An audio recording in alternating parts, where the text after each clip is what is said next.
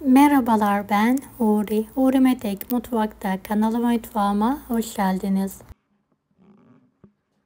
Pratik, lezzetli borcam pastası tarifi hazırlıyorum.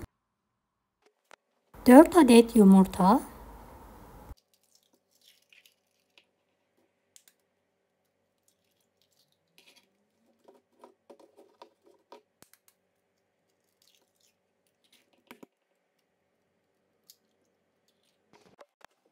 1 fıstığı tuzla karıştıralım. 1,5 su bardağı toz şeker,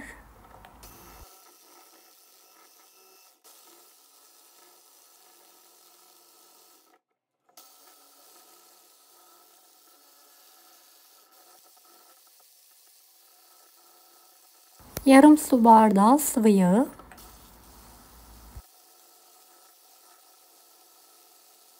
1 su bardağı süt, 1,5 su bardağı un, 1 paket vanilya, 1 paket kabartma tozu,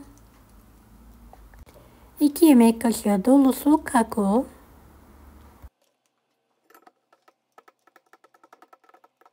evet, homojen olana kadar karıştıralım.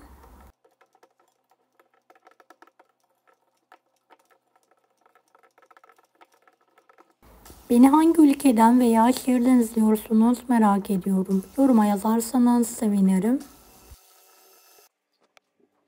Evet, kıvamı bu şekilde olmalı.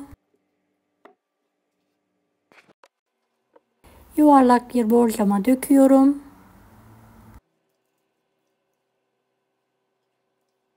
...160 derecede pişirmeye bırakıyorum. Üzeri için 200 gram sıvı kremayı ısıtalım. 80 gram bitter çikolata ekleyerek eriyene kadar karıştıralım ve soğutmayı bırakalım.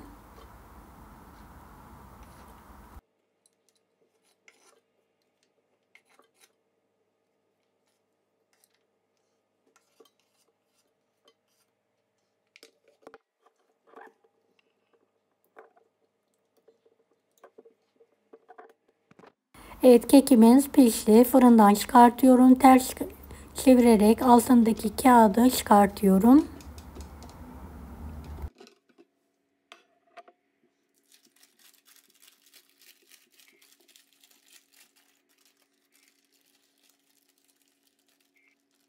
Ve tekrardan borcamı alıyorum.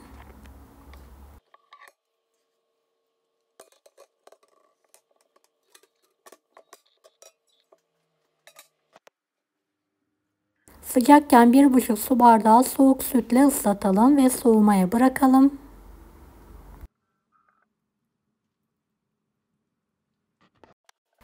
Bir paket krem şantiyi 1,5 su bardağı ılık sütle karıştıralım.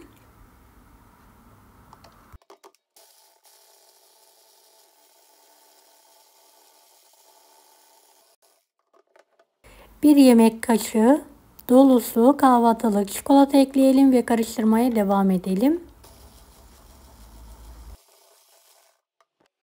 Evet, kıvamı bu şekilde. Kekimiz tamamen soğuduktan sonra hazırladığımız kremayı üzerine bolca sürelim ve düzeltelim.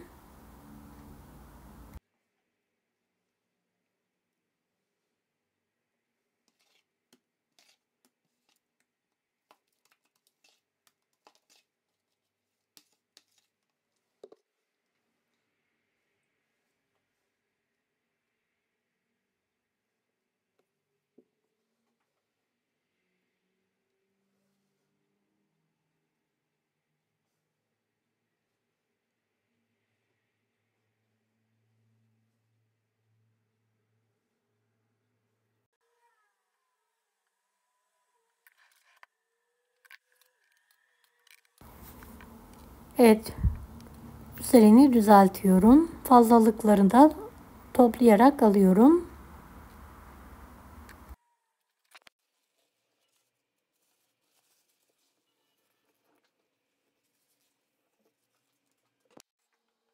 Hazırladığımız soğuk ganajı da üzerine dökerek yayalım.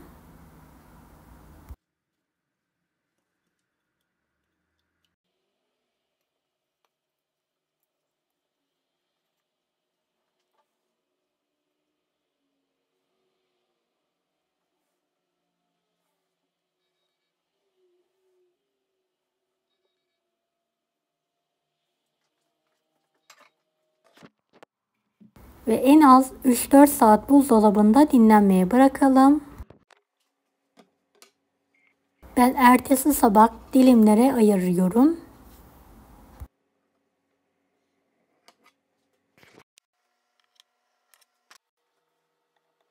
Şöyle büyük kareler halinde kesiyorum. Her defasında bıçağımı da yıkıyorum.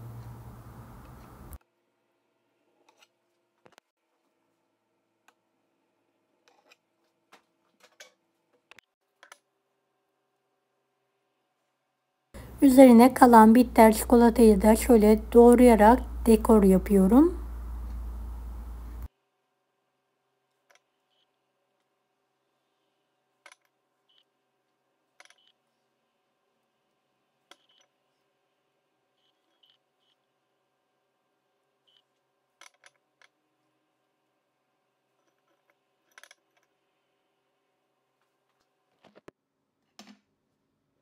Evet, borcam pastamız yemeğe hazır. Bir dilim sizler için çıkartıyorum ve yakından gösteriyorum. Gerçekten yumuşacık oldu. Mutlaka deneyin. Deneyecek olan herkese şimdiden kolaylıklar dilerim. Kanalıma ücretsiz abone olmayı unutmayın. Allah'a emanet olun. Hoşça kalın. Daha farklı tarifler için bunları da izlemeyi unutmayınız.